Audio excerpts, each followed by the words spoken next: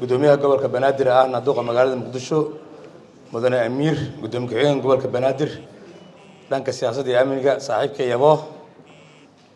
nabadoonada malaaqyada ogaasyada suldaanada dhammaantiin waxaan idinku salaamayaa assalaamu calaykum waraxmatullaahi wabarakaatuh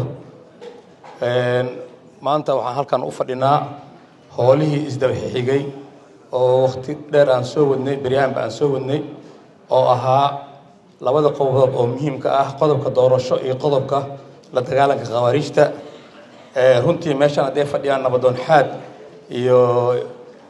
ugaas Ibrahim Leysamo iyo Sheekh Bashiir iyo wabarka haday fadhiyaan iyo nabadoon xalana runtii meeshaanaytii wax war ku haray oo arrimahaas ku saabsan ma leh halgan haday aan leeyahay halgan meeshan waa fadhiyaa dawladdiska Soomaaliya haday aan leeyahay waa fadhiyaan odayaashii wacdigii iyo waanadii way fadhiyaan marka wax gudoomiyihii waa fadhiyaa meeshan wax ka dhiman haba yaraatee ma jirto wasaaradda arrimaha gudaha federaalka iyo dib-u-heshiisiinta iyo gobolka Banaadir iyo odayaasha dhaqanka markii la tafsiirinayo aniga tafsiir ayaan u suubsaday wasaaradda arrimaha gudaha federaalka iyo dib-u-heshiisiinta waa gurigii weynaa odayga dhaqankana waa odayga guriga ka talinayay maamulkii dhaqaalaha gurigaas lagu maamulayo gobolka Banaadir waaye saas ayay isku leeyihiin tafsiirkaas intaan fadhiyay ay u soo dhacday marka meeshan wax ka maqan ma leh waxaan rabaa marka inaan laba arin waqtigan aad u yar yahay runtii waxaan raacsanayaa agaasima dhagaca warkiisa waan ka raali gelinayaa odayaashii aan nasiibka u helin aan fursad u helin hadda waa mudantii inay hadashaan wax idinka mudan ma leh Soomaaliya iyo dawladdiska Soomaaliya bay idinka geed fadhi iyo odayaal iyo guri u ah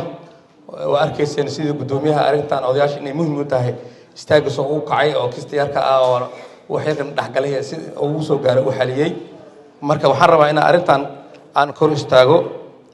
wasaaradda arrimaha gudaha federaalka dib-u-heshiisiinta in badan waxay ka soo shaqeynaysay doorasho nidaamka doorasho Soomaaliya markii laga soo bilaabo carta ilaa iyo maanta doorashadii ugu dambeeyay aan galnay 2022 doorasho si dadban aan ku soo wadanay si loo arkay markaas xal ah ayay ku soo socotay markii ugu 2022 hadaan ka soo qabto Sheekh Bashiir halkan wuxuu ka soo jeediyay soo jeedin ah hadii wax kale la waayo odayaasha loo celiyo yiri marka wasaaradda arrimaha gudaha federaalka dib-u-heshiisiinta sharci ayay ka soo shaqeysay sharciga doorashada la yiraahdo wasaaradda arrimaha gudaha waxay ka soo shaqeysay nidaamkii xisbiyada iyo ururada wasaaradda arrimaha gudaha waxay sidoo kale ka soo shaqeysay sharcigii guddiga doorashada lagu dhisay intaasba waxay ahayd u diyaar garowga meesha loo socdo oo doorasho cod iyo qof ah doorashadii 2012 anigu waxaan ka mid ahaa dadka xildhibaanada raadsaday Allah u naxariistay odayga markaas reerka odayga uu ahaa Yuusuf Cabdi Allah waxaan Ilaahay u baryaa inuu jannada geeyo xildhibaan ma helin laakiin hal oday ayaan